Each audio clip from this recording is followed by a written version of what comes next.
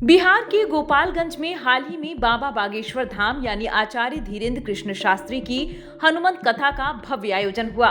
5 दिनों तक चले इस कथा में लाखों की संख्या में भक्तों की भीड़ उमड़ी। भक्ति, श्रद्धा और आस्था के इस अद्भुत संगम में बाबा बागेश्वर ने हिंदू एकता और सनातन संस्कृति की बात की।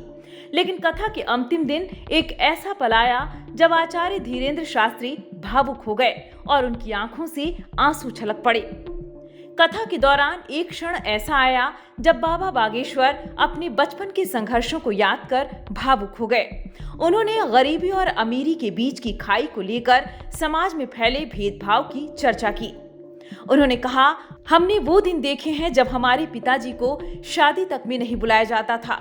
परिवार वाले शादी के कार्ड में उनका नाम तक नहीं लिखते थे क्योंकि हम गरीब थे।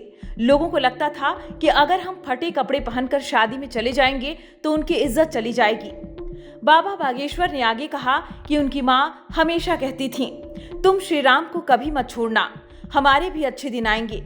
और आज वही बालक जो कभी समाज की उपेक्षा का शिकार था, आज लाखों करोड़ों भक्तों का मार्गदर्शक बन चुका है।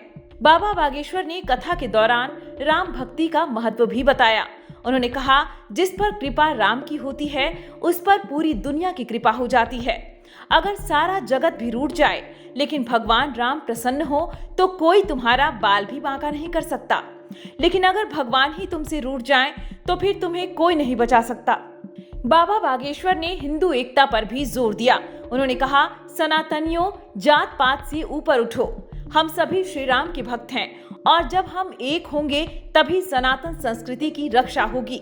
बिहार दौरे के दौरान बाबा बागेश्वर ने हिंदू राष्ट्र की मांग को भी जोर शोर से उठाया। उन्होंने कहा कि हिंदू अगर जाग गया तो भारत फिर से विश्व गुरु बनेगा। सनातन धर्म को बचाने के लिए हम सभी को एकजुट होना होगा। बहुत कष्ट पाए। अब वो बार बार बताने वाली बातें नहीं है, पर याद आ जाती है तो कह देते हैं। मेरे प्रियजनों, हमारे भी जब परिवार में कोई शादियां हुआ करती थी ना, तो हमारे पिताजी का नाम नहीं लिखते थे, कोई नाम नहीं लिखते थे। क्यों? क्योंकि अगर हम लोग पहुंच जाएंगे तो फटे कपड़े पहन के जाएंगे तो उनकी इज्जत खराब हो जाएगी। पर हमारी माँ कहती थी, आज भी कहती, माँ कहती, बेटा कभी भी तुम भगवान की शरण मत छोड़ना, भगवान के चरण मत छोड़ना, अपने भी एक दिन आएंगे। और हम तुमको भी कहना चाहेंगे, मेरे बिहार के पागलों, आज की बात तुम गांठ बांध लेना। अमीरों के तो लाखों गुरु होते हैं, हजारों गुरु होते हैं, बड़े बड़े लोग मित्र होते हैं। तुम भरोसा मत तोड़ना।